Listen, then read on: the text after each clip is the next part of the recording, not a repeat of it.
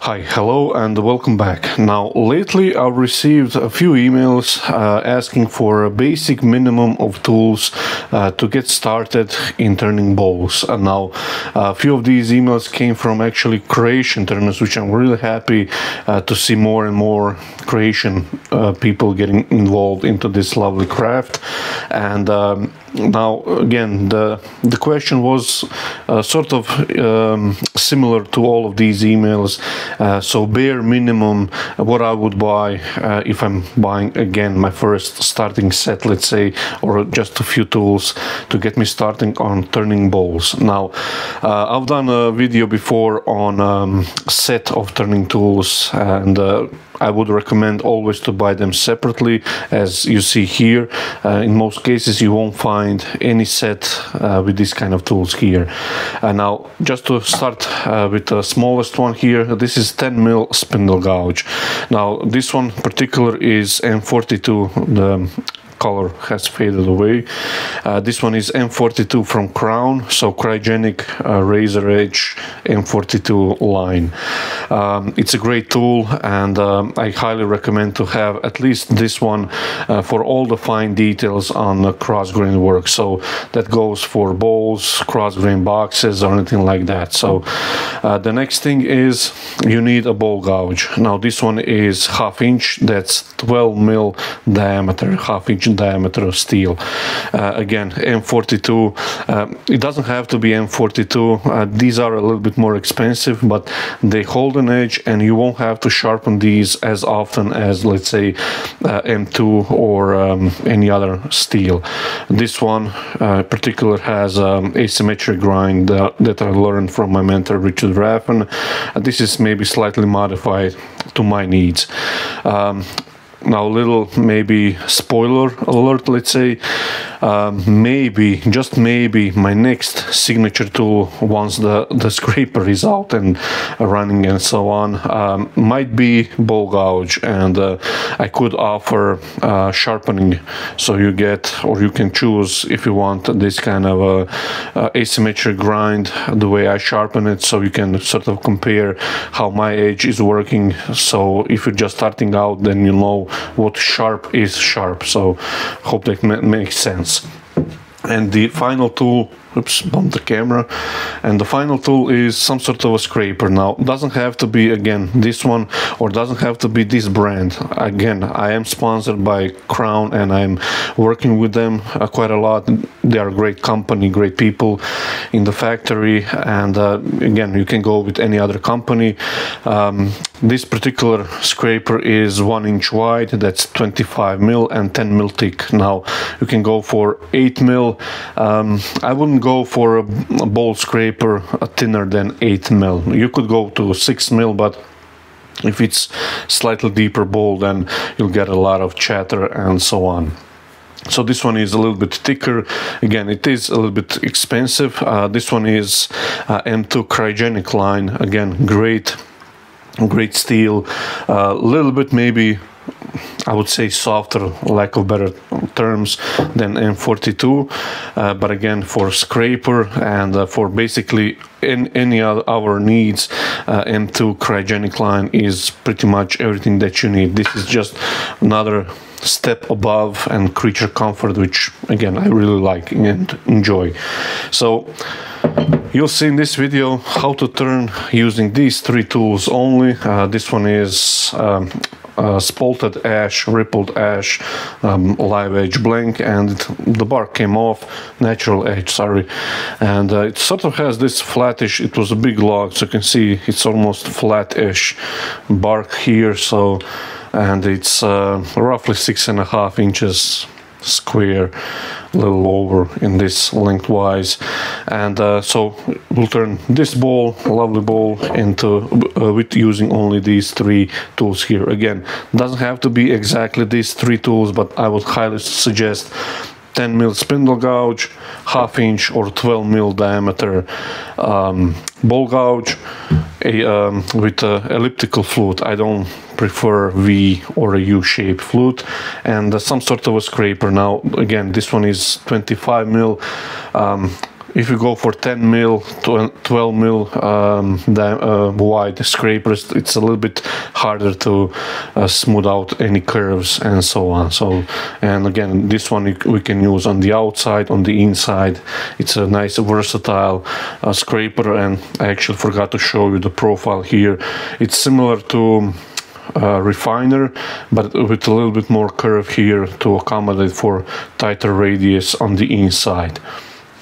So first step will be to put this between the centers. Again, this is or will be a live edge or natural edge bowl, and I already drilled just through this softer below the bark area of the wood here, so it's a little bit more solid timber here, so the 4-prong spur drive will better grip.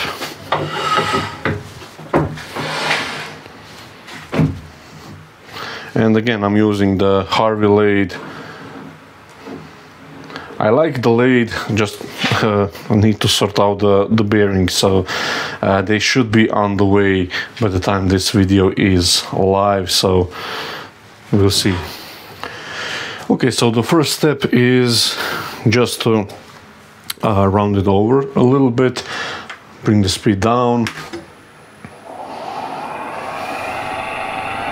slowly increase it, so we have a vibration, so that's 970 RPM, 40, bring down 870. So we'll use a 1/2-inch ball gouge, asymmetric grind, just to remove the corner and get it a little rounder so it runs nice and smooth, but also we throw up from square to round so we can register the bark first.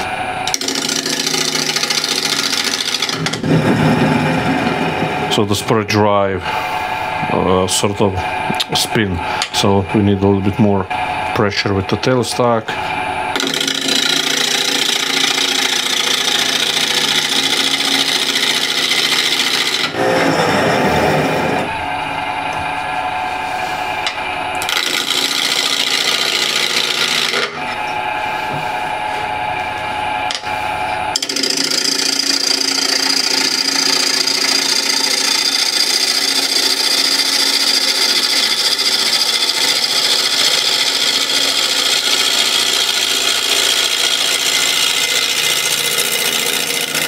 I'll stop right at the end.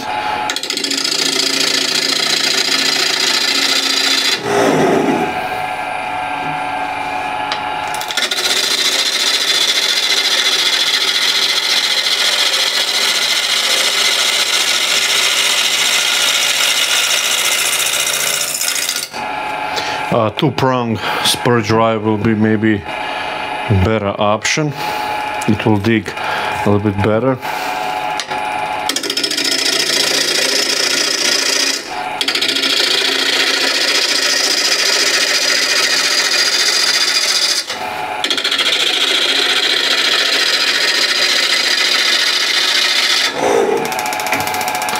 And I'm taking a quite heavy bite, so that's more than a 1/2 inch of width of the cut, so reduce that a little bit.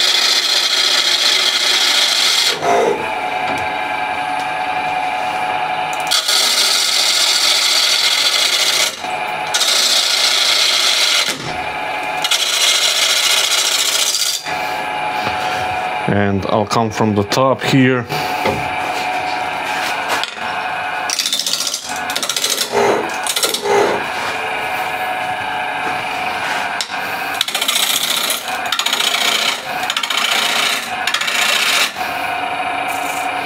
Okay, so I'm round at the bark level here, almost. We have a nice big slope here.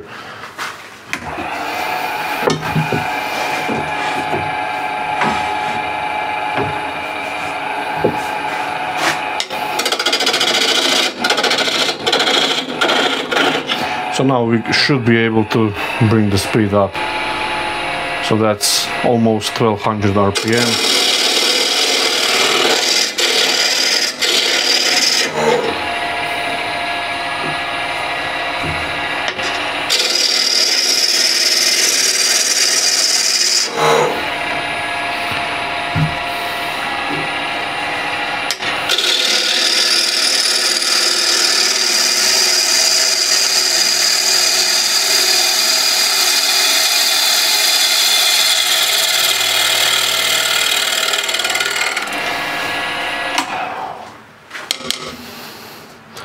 Okay, we still have a little bit of flat spot, but I can deal with that. Just put tenon, and now we'll flip this around. So that's, let's say, the rough shape at the moment. So these are the VICMARK shark jaws, and just for the moment I'm going to grip it like so I can put the recess on the top here, and I have a little bit better control on getting the rim here of the natural edge just right. So for this, the ideal tool perhaps will be a square and scraper, but again, if you're just starting out, you may not be able to afford it or in a budget. So we'll do it with these three tools here.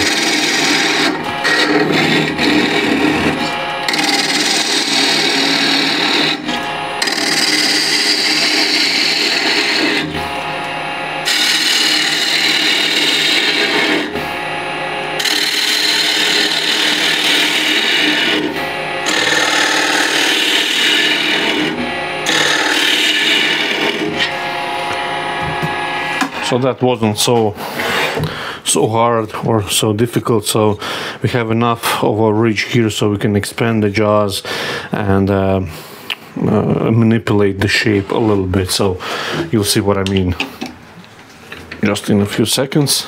So what I'm looking for here is, this is one of my low spots here. So we have two of these. So I'll put low L1, let's say, here L2. This is the one of the high spots, although on this piece it's not so visible. You can see a little curve, but on a smaller log it will be more of a curve on the top. Here we will put H1, let's say. This is just for you to better understand this, and H2 for the other high spot. So we have low spot, high spot, low spot, high spot, and you'll be able to see it here. So you can see here the bark edge, rim, then here you see how much wood we have further higher than the lower. You can see where there is a little bit of difference, and here is again the high spot. So first thing is, I want to twist this ball in a chuck here in a recess, so I get the low spot, two low spots in line with each other. So this one seems to be a little bit further higher, so you can see how much. So that's maybe 1/4 of an inch, 6 mil. So I want to divide that. So I'll loosen or contract the jaws a little bit and just twist it a little bit, and then expand the jaws lightly. So we'll double check. So that's low spot, and here you can see that's pretty good. So that's almost perfect. Doesn't have to be in millimeter perfect, but it's close enough. So now let's see the high spot. So we have this one, and just put the pencil here and rotate it, and the high spot is actually almost perfect. So you can see here and here.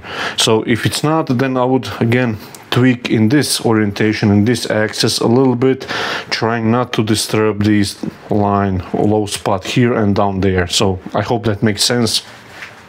I could exaggerate this just to show you. So I'm just going to put it off balance on purpose so you can see how that now looks. So again, let's see the high spot, and you can see the difference here, almost 1 inch. So I want to again split that difference. So put it like so, just a light expand and just check. So that's again pretty close, and we'll see the low spot. So here is the low spot. It's a little bit higher than I would like. So again, contract the jaws and just tweak in now this orientation and expand a little bit. So let's see now. I went too far.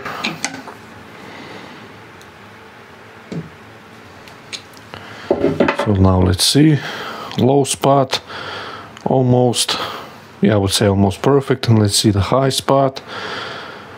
We have a little bit of difference, so you can now play with this pretty much all day. So at one point you have to stop. And again, this is natural edge, so it doesn't have to be perfect, but the better you balance it, it will look better. So that should be it. I won't twist it anymore. Yeah, that's pretty good. So expand the jaws now a little bit more firmer. And now there's a little bit of a oscillation, as you can see on the foot here, but now we'll chew everything up and finish up the outside completely. So like I said, now we can finish the outside completely, again using ball gouge. I'll drop the rest a little bit and bring the speed up ever so slightly.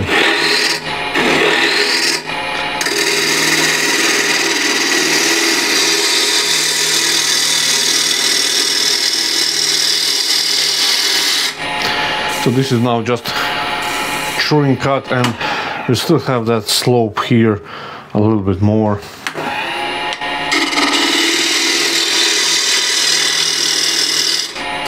I still feel it.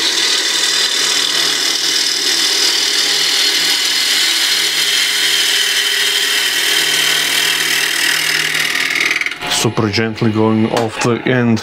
Okay, so the general shape is done. I'll put this sort of a taller foot on and hollow this out, sort of a Japanese inspired bowl, rice bowl. Yeah, so we'll finish that off. Now I don't have the jaws perfect for this particular diameter, so and this sort of seems like a good proportion, so I'll have to clean up the jaws, jaw marks after. So there's no point in getting this surface sanded, but everything else can be sanded and finish off. So we can increase the speed a little bit more now, 1300 RPM. Let's go with nice shear cut. You can use the right wing as well.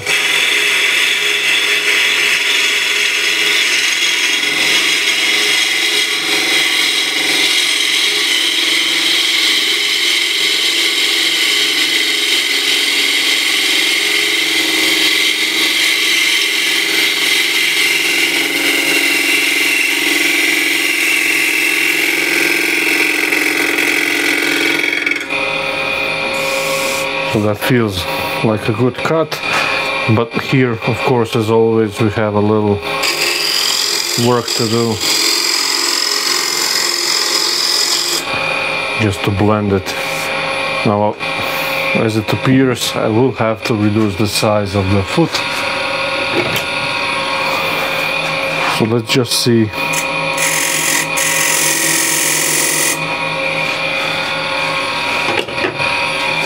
So that's still too small of a foot, so I don't like that.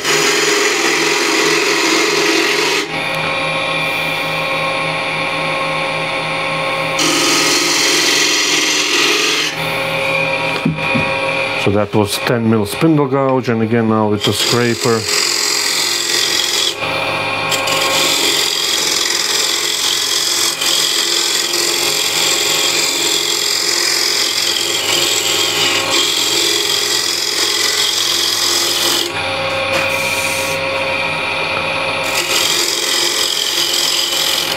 Light pressure. So that's the top portion done, ready for sanding. That's pretty good, nice and clean surface. Maybe one ridge which will sand out quite quickly. So first I'll hollow the foot with the ball gouge.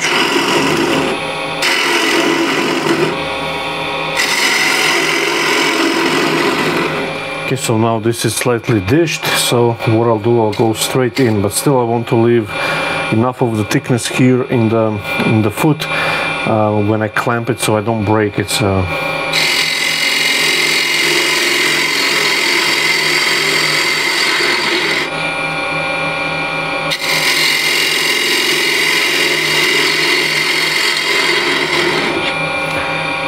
go slightly deeper.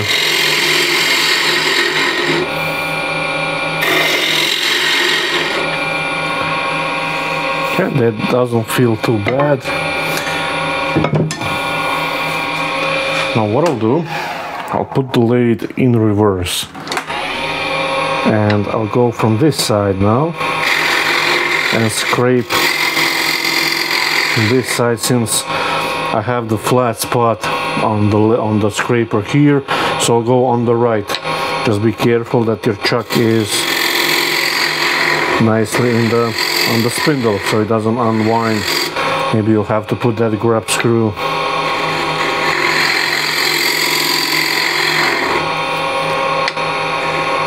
So that's quite good. Maybe a slight lump here. And I'll put it back. So that's, yeah, that's pretty good. Scrape on the bottom. Just clean this up a little bit. And with a small spindle gouge I'll put a little detail. Okay, so that's now ready for sanding, and again I won't sand too much this outside foot area. That's nice clean from the spindle gouge, but I won't sand it too much because we'll have to clean it up later from the teeth marks.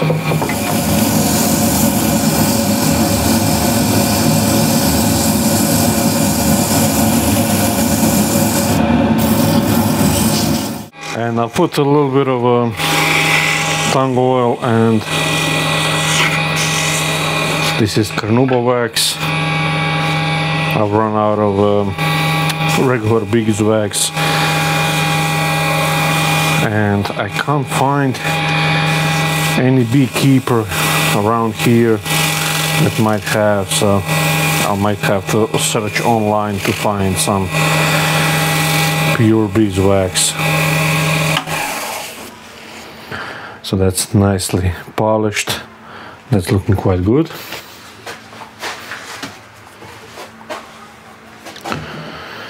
So we'll now flip this around.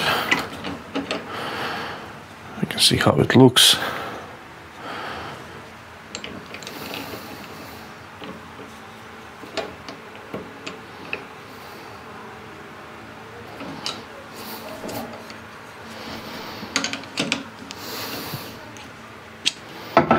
So we need a depth hole.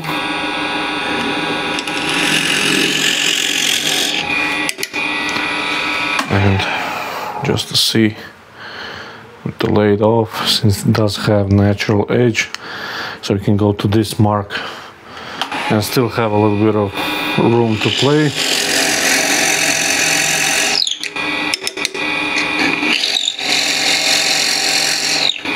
So that's it.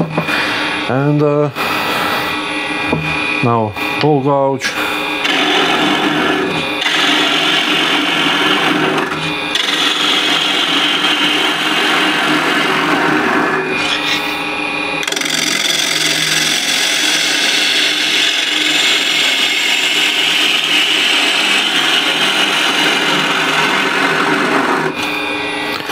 I'll drop the rest ever so slightly.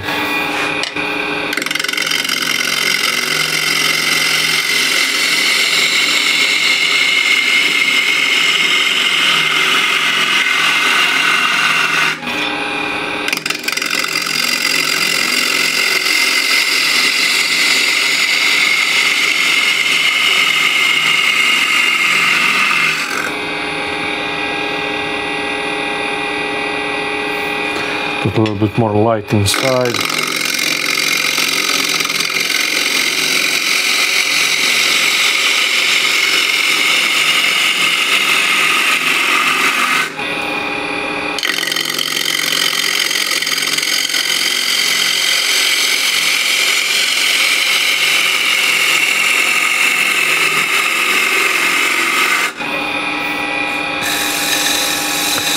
So this doesn't have to be super thin, but whoa, let's see what happened here. I think I know what happened.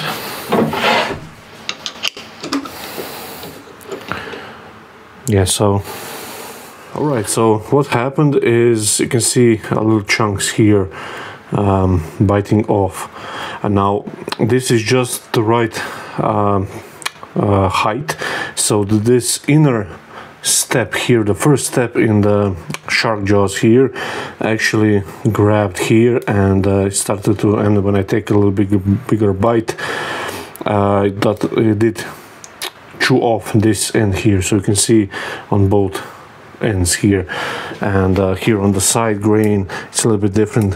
We have a little bit more grain, it's not short grain, let's say. So what I'll do, put it back in the chuck.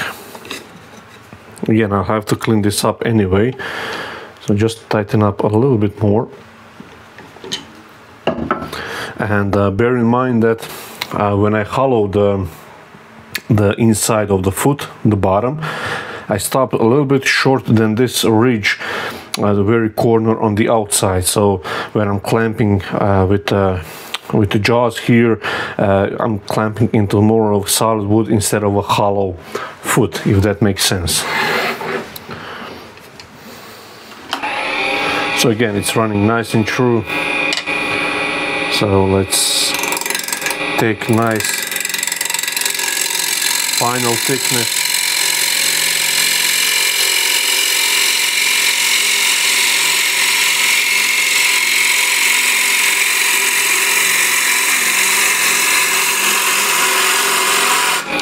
Nice final pass.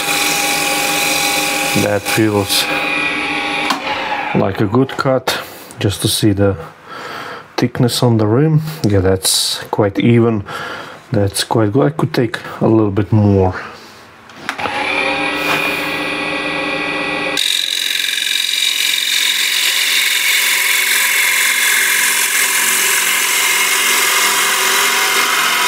So that's now even thickness, and now we could project the curve from this point down to the bottom of the bowl. So here is the last time that the bowl came off. So here we don't have much speed, it's smaller diameter, and I could bring the speed up a bit more. Now it's 15, almost 1600 RPM. But still here we don't have much speed, so you have to reduce your feed rate of the gouge. So just take your time.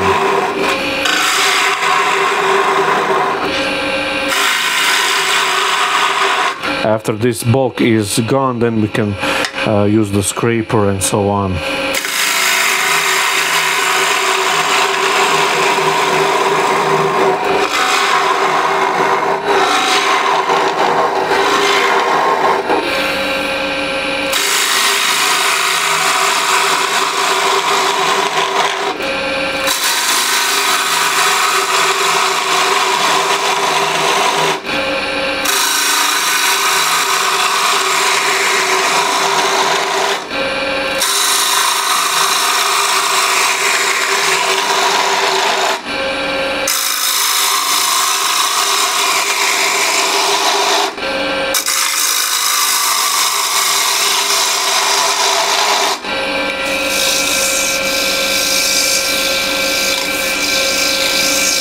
So that's a little too thick on the bottom.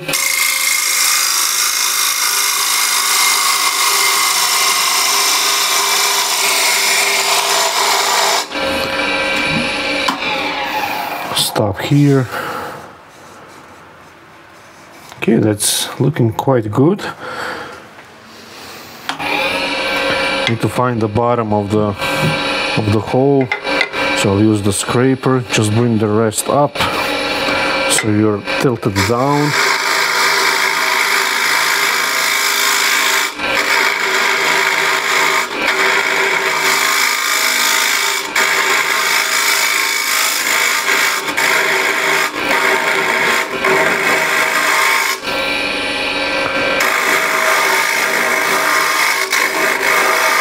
I'm beginning to wonder if that hole is a little bit too deep. I should double check. Maybe I missed the mark or anything. Well, I don't have much room. I did miss the mark.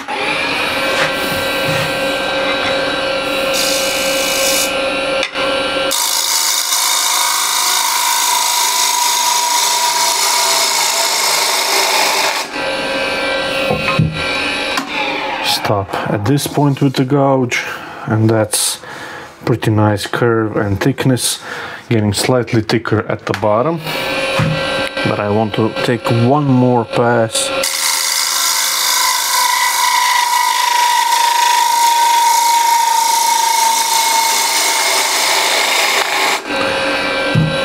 And now scraper.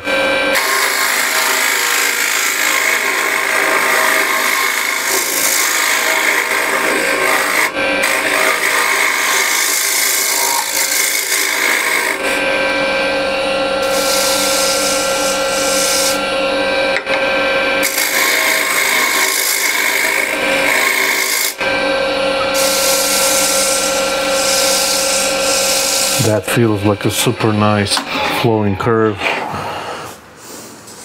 Yeah, that's really nice. Just enough thickness.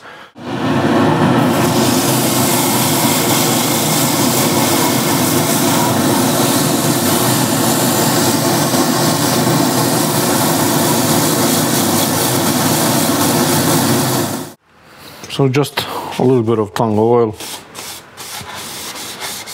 to fill any grooves, open pores of the ash, and fill in the bark as well a little bit.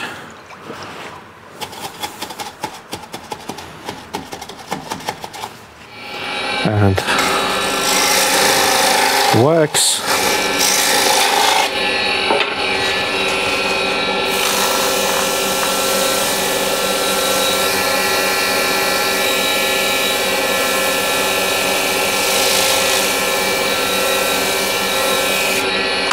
There's some, oh, that's the grain. I thought there was something on the surface, but it's not. So that's polished, and now we'll just flip this around. So I have here a little carrier block that will just sit inside the bowl, and again a little bit of paper towel just to give a little drive and protect the surface, although wood on wood is not going to mar the wood badly. So, and to protect from the cone here, this little thing here. And a nice thing about the decoration on the inside, I can gauge where is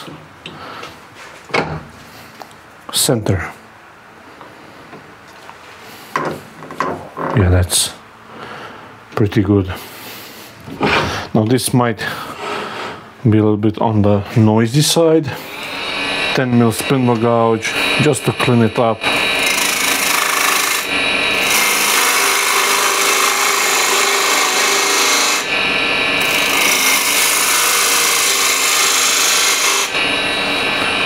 And to clean that chip out. That's the noisy side. So still a little bit more.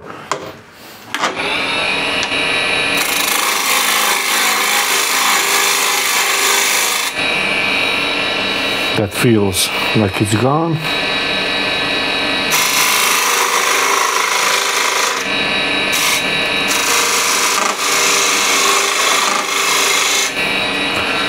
And just to blend here.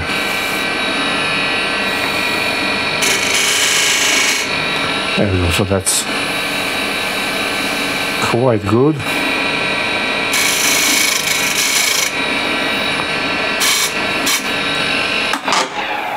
just a little finessing, so that's nice and clean. The foot on the outside is nice and clean, and this is now a little bit more delicate, let's say a little thinner. So quick sand.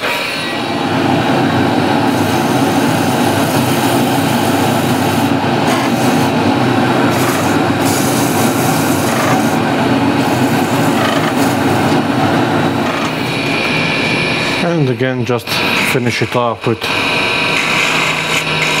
polish.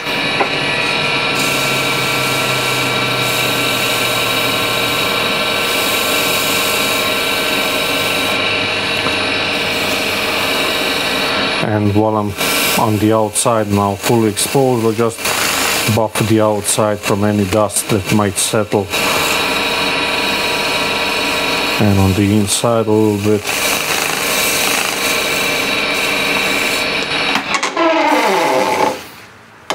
There we go, so that's nicely done. And here is natural little edge ash bowl. So you can see the foot, the surface, the inside, and this lovely little natural edge without the bark here.